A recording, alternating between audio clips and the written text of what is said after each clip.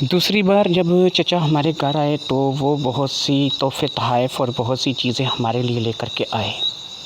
अब्बू बहुत खुश थे और अम्मी भी बहुत खुश थीं।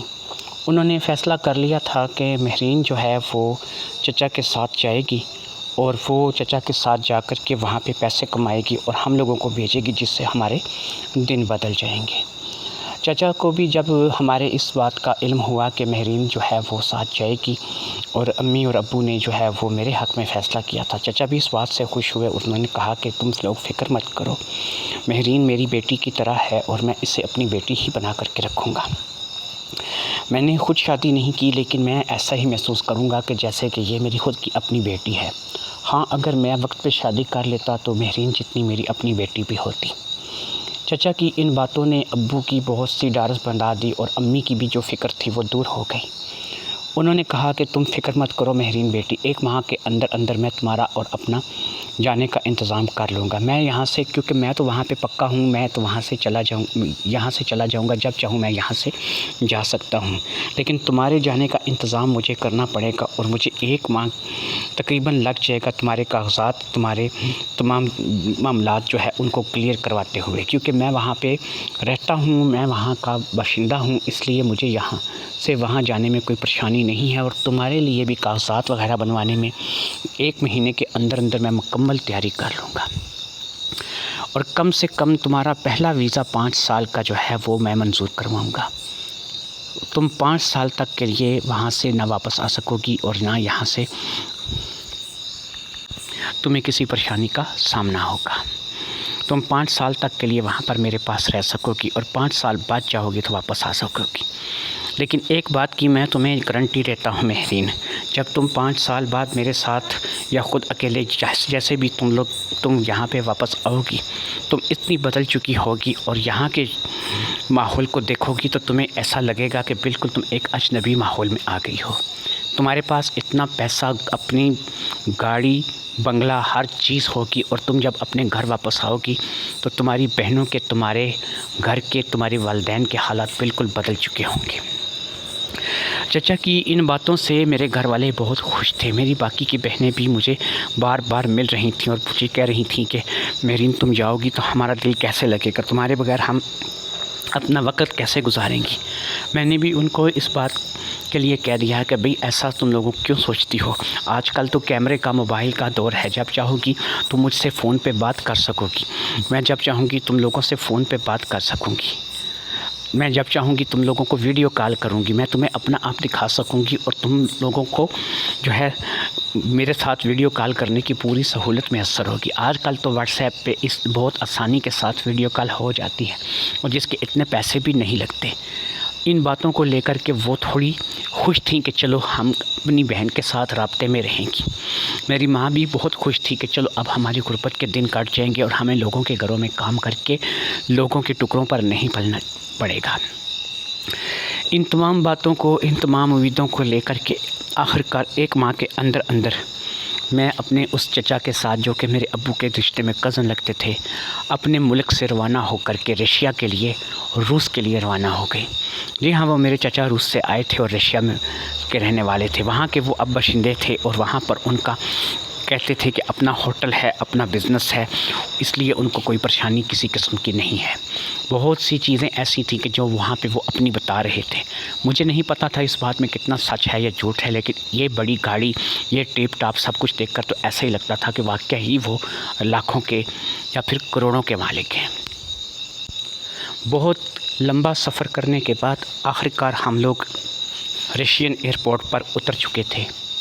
वहाँ पर भी बाकायदा से एक शख्स पहले से गाड़ी लिए हमारा मुंतज़िर था, जो कि बकौल मेरे चचा के उनका ड्राइवर था, जो कि वहाँ उनकी गाड़ी लेकर के आया था हमें घर ले जाने के लिए। उस शख्स ने हमें हमारे घर उतारा और वहाँ से वो रुखसत हो गया। चचा ने कहा कि ये सिर्फ़ हमें लेने के लिए आया था, अब ये यहाँ पर नहीं रहेगा। इस घर में सिर्फ़ मैं रहता हूँ और मेरे साथ चंद मखलूक़ात हैं कि जो तुम्हें यहाँ पर देखने को मिलेंगी और इसके अलावा और यहाँ पे कोई नहीं रहता है। खाना वगैरह सब कुछ बाहर से आ जाता है, मेरा अपना होटल है, मैं अपने होटल से खाना ऑर्डर कर देता हूँ, इसलिए यहाँ पर ज़्यादा लोग नहीं रहते हैं। वैसे भी मुझे ज़्यादा भीड़ भाड़ पसंद नहीं है, मैं अकेला रहने का आदी हूँ और मुझे ज़्यादातर अकेला रहना ही पसंद है। इसलिए मैं यहाँ पर ज़्यादा शोर-गुल पसंद नहीं करता। चंद ऐसी चीज़ें हैं कि जिनके साथ मैं यहाँ पे अपना वक्त गुजारता हूँ और उनके साथ तुम्हारा बहुत जल्द सामना हो जाएगा। एक बड़ा सा गेट क्रॉस करके हम एक बहुत बड़े लॉन में पहुँचे। लॉन क्या था, बाकायदा से एक पूरा बाग बगीचा था जहाँ पे बहुत से पेड़ लगे हुए थे और इस लॉन में से गुज़रने के बाद हम लोगों को एक बहुत आलीशान महल में दाखिल होना था जो कि मेरे चचा का घर था, यानी कि ये चचा जो मुझे यहाँ पर लेकर के आए थे। जब हम लॉन में दाखिल हुए तो एक तरफ से 2 कवि हैकल कुत्ते दौड़ते हुए आए। ये पता नहीं कौन सी नस्ल के कुत्ते थे, मुझे कुत्तों की नस्ल के बारे में इल्म नहीं है, लेकिन वो काफ़ी कवि हैकल कुत्ते थे जो कि एक तरफ से दौड़ते हुए आए। वो यहाँ पर बिल्कुल खुले और आज़ाद इस लॉन में घूम रहे थे। चचा ने बाकायदा से बड़े गेट का जो है वो लॉक खोला था और तब हम अंदर दाखिल हुए थे। यानी चचा को पता था कि ये कुत्ते अंदर लॉन में होंगे। कुत्ते चचा से आकर के यूँ लिपट के जैसे चचा को पता नहीं कब से वो जानते हों। इतने में एक शख्स जो कि वहीं लॉन में से ही कहीं से निकल करके आया, उसने चचा को सलाम किया और वो चचा से कुछ अजीब सी ज़ुबान में बात करके वहाँ से निकल गया। उसके जाने के बाद मैं थोड़ी हैरान थी, तो चचा ने कहा कि तुम्हें हैरान होने की ज़रूरत नहीं, ये रशियन ज़ुबान थी जो कि ये मुझसे बोल रहा था। ये कुत्तों की रखवाली के लिए मैंने रख छोड़ा था कि जब तक मैं यहाँ से पाकिस्तान में हूँ तुम इन कुत्तों की रखवाली करोगे। अब जब कि मैं आ गया हूँ और मेरे कुत्ते मेरे हवाले इसने कर दिए हैं तो ये यहाँ से रुखसत हो गया है। ये भी मेरा मुलाज़म है और अब ये दोबारा यहाँ नहीं आएगा जब तक मैं यहाँ पे मौजूद हूँ। वो कुत्ते मुझसे बिल्कुल भी बात नहीं कर रहे थे, मानूस नहीं थे, बल्कि उन कुत्तों के नज़रों में मेरे लिए एक गुस्से की लहर थी जो कि मैं महसूस कर रही थी। मैं उनके लिए बिल्कुल अनजान थी और वो कुत्ते भी मेरे लिए बिल्कुल अनजान थे। लेकिन मुझे बहरहाल उन कुत्तों से डर नहीं लग रहा था, क्योंकि वो मेरे चचा से जिस कदर लिपट जा रहे थे, इससे मुझे पता लग रहा था कि मेरे चचा के साथ वो बड़े मानूस हैं और वो मेरे चचा के आर्डर के बगैर कुछ भी नहीं करते। खैर, मेरे चचा ने उन कुत्तों को जाने के लिए कहा और वो कुत्ते कान लपेट करके एक तरफ निकल गए। शायद वो उनके आराम करने की जगह थी जो कि चचा ने बनाई हुई थी। उसी लॉन में एक जगह पर जा कर के वो आराम से बैठ गए। अब मेरे चचा ने मुझे अपने साथ आने के लिए कहा और हम उस महल नुमा घर में दाखिल हो गए। बाहर से वो घर जितना आलीशान नज़र आ रहा था, अंदर से उससे भी ज़्यादा प्यारा था। एक एक चीज़ बड़ी ही नफासत से अपनी जगह पर टिकी हुई थी। मैं जिस माहौल से, जिस घर से उठ कर के आई थी, मैंने कभी ऐसे घर का तस्वर भी नहीं किया था। फिल्मों ड्रामों में हम लोग ऐसे घर कभी कभी देखते थे कि जो बड़े बड़े महल या बंगले होते थे और वहाँ पर अंदर जाने के बाद ऐसा महसूस होता था कि बंदा गुम हो जाएगा। ये भी एक बहुत बड़ा घर था जहाँ पे वाकई मैं जब से देख रही थी मुझे समझ नहीं आ रही थी कि कौन सी चीज़ को देखूँ, कौन सी चीज़ को ना देखूँ।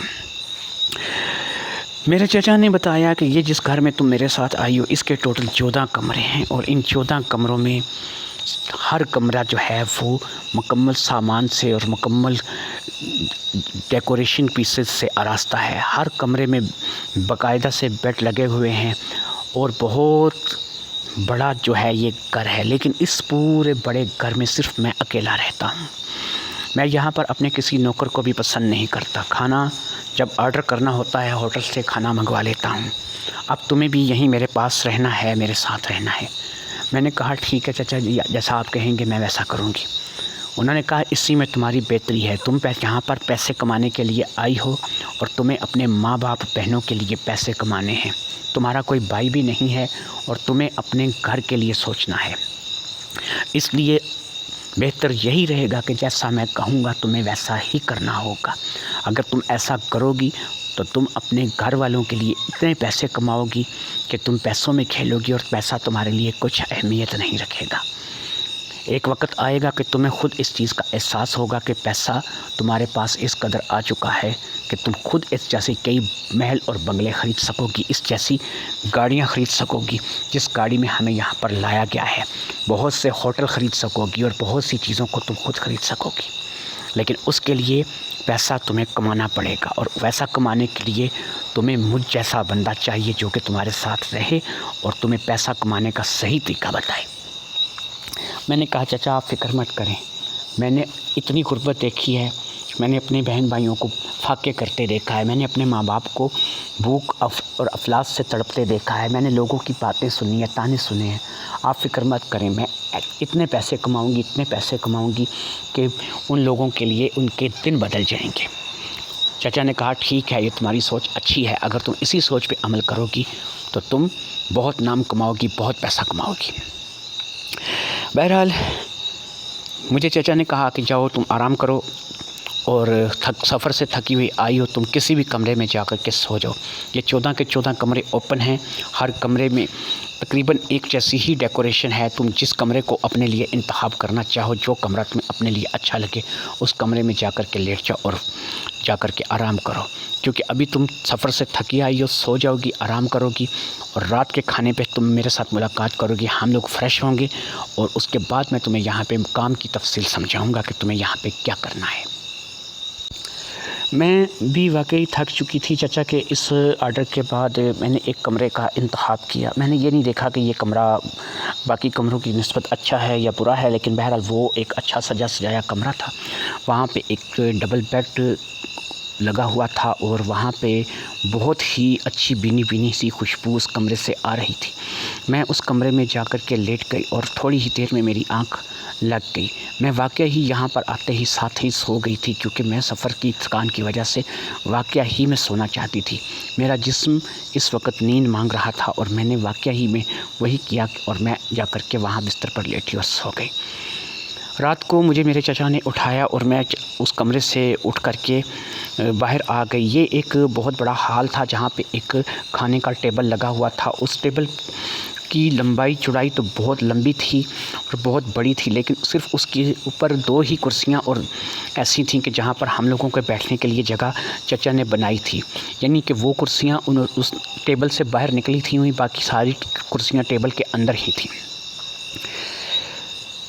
अब एक कुर्सी पर चाचा बैठ के, एक कुर्सी पर मैं बैठ गई। हमारे पास जो है टेबल के ऊपर बहुत से खाने लगे हुए थे, जो कि 3-4 किस्म के खाने मालूम हो रहे थे। क्योंकि चाचा पाकिस्तानी भी थे और मुसलमान भी थे, इसलिए मुझे यकीन था कि वो ऐसे ही खाने खाएंगे जैसे हम लोगों ने खाए थे। वाकई ही जब हम लोगों ने खाने के लिए जो है हाथ बढ़ाया तो रोटियां भी थीं, चावल भी थे और उसमें गोश्त के सालन भी थे, जो कि चाचा ने मुझे बताया कि ये चिकन और मटन या और बीफ है, इसलिए तुम्हें परेशान होने की ज़रूरत नहीं, इनको तुम बेफ़िक्र होकर खा सकती हो। उनमें कोई दाल सब्ज़ी नहीं थी, जो कुछ भी था वो अच्छा भुना हुआ चिकन था, मटन था, कौरमे थे, इस किस्म की चीज़ें थी। 3-4 सालनों को देखकर, रोटियां देख कर के और सामने चावल देख कर के मेरी भूख जाग गई। मैंने वाकई जब से आई थी कुछ नहीं खाया था और मैं ऐसे ही सो गई थी। मैंने पेट भर करके खाना खाया और चाचा इस दौरान मुझे खाना खाते भी देखते रहे और मुझे घूरते भी रहे। शायद वो मुझे देख करके मुस्तकबिल के बारे में कुछ सोच रहे थे। मुझे भी नहीं पता था कि वो क्या सोच रहे थे। बहरहाल मैं खाना खाने के बाद खाने से फ़ारिग हो गई। उन्होंने मुझे हाथ धोने के लिए कहा और मैंने जा कर के गुस्ल खाने में हाथ धोए और वापस आ गई। उन्होंने कहा कि देखो जैसा कि तुम अब सो करके आराम कर चुकी हो, तो अब मेरे ख्याल में हमें एक ड्राइव के लिए जाना चाहिए, ताकि तुम थोड़ी सी इस मुल्क की सैर कर लो जिस मुल्क में तुम आई हो। इसके लिए मैं ख़ुद गाड़ी निकालता हूँ और ख़ुद गाड़ी जो है वो मेरी अपनी गाड़ी ज़ाती खड़ी है, जो कि मैं यहाँ से अपने गैराज से निकालूँगा। अब वो मेरे साथ एक दफ़ा फिर घर से बाहर आ गए और घर से बाहर आने के बाद उन्होंने एक तरफ बढ़े जहाँ पर शायद उनके लिए गैराज था, और फिर वाकई थोड़ी देर में एक बड़ी सी गाड़ी जो कि चमचमाती हुई लंबी सी गाड़ी थी। मुझे इस गाड़ी का नाम तो पता नहीं था, लेकिन मुझे ऐसा लग रहा था कि ऐसी गाड़ी मैंने किसी जेम्स बॉन्ड वाली फ़िल्म में देखी है। वो मुझे गाड़ी में लेकर के थोड़ी ही देर में रशिया की सड़कों पर घूम रहे थे, यानी कि वो मुझे ये मुल्क दिखा रहे थे। मुझे नहीं पता था कि इस शहर का क्या नाम है जिस मुल्क में वो मुझे लेकर के आए हैं, लेकिन बहरहाल मुझे शहरों के नाम से अभी कुछ वास्ता नहीं था। मैं एक एक चीज़ को हैरत भरी नज़रों से देखती हुई चली जा रही थी। यहाँ पर बेहद सफाई थी, बहुत बड़ी बड़ी मार्केटें थीं, बहुत सी अजीबोगरीब किस्म की चीज़ें थीं जो कि मुझे देखने में मिल रही थी। हाँ, इस मुल्क में एक चीज़ और थी जो कि सर्दी थी। इसलिए मैं आपको बताती चलूँ कि उन्होंने मेरे लिए एक गर्म शॉल भी गाड़ी में रख ली थी और फिर वो गाड़ी में मुझे मुकम्मल तौर पर शहर को घुमाने लगे। मैं भी उनके साथ शहर घूम रही थी, एंजॉय कर रही थी। काफ़ी देर के बाद उन्होंने मुझे पूछा कि क्या तुम्हें भूख महसूस हो रही है।